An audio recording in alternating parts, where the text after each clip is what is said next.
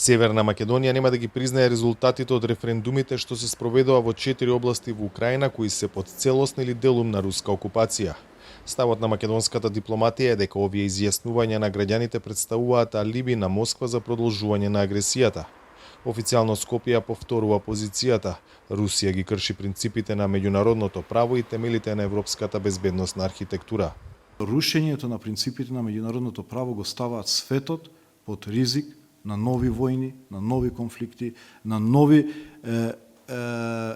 пристапи од типот поголеми држави да напаѓаат и анектираат помали држави, и оттука е многу важно Украина да ја победи оваа борба, да победи во оваа војна. И затоа е многу чудно што има граѓани на Република Северна Македонија кои што сметаат дека е оправдана руската агресија во Украина, и затоа сите треба да разборуваме што повеќе јавно по однос на последиците од рушењето на меѓународното право, став на Република Северна Македонија дека се тоа манипулативни референдуми кои што имаат цел да создадат лажно алиби за анектирање на окупирани територии на соседни држави, и ние нема да признаеме такви референдуми ниту резултати од такви референдуми.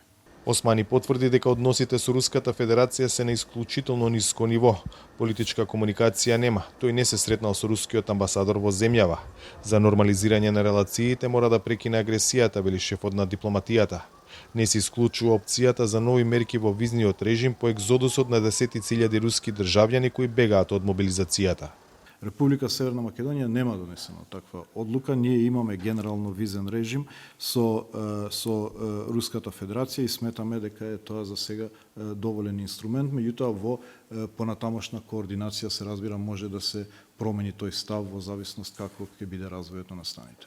Политички турбуленции во регионот во однос на војната во Украина предизвика српско-рускиот договор за одржување редовни консултации во делот на надворешната политика. Брисел не го крие своето незадоволство од потезите на Белград кои ги смета за зајакнување на соработката со Москва во екот на војната криза.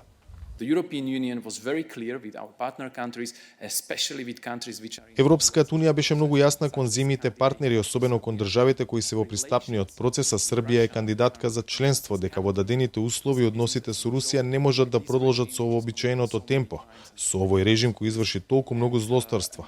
И затоа ситуацијата ја земаме многу сериозно и внимателно ја следиме. Како земја кандидатка, Северна Македонија, за разлика од Србија, од почетокот на агресијата врз Украина се приклучи на сите санкции на Европската унија против Руската Федерација, а протера и десетина дипломати од Руската амбасада, образложувајќи дека извршувале активности кои се во спротивност со Виенската конвенција за дипломатски односи. За Гласот на Америка, од Скопје, Владимир Мирчевски.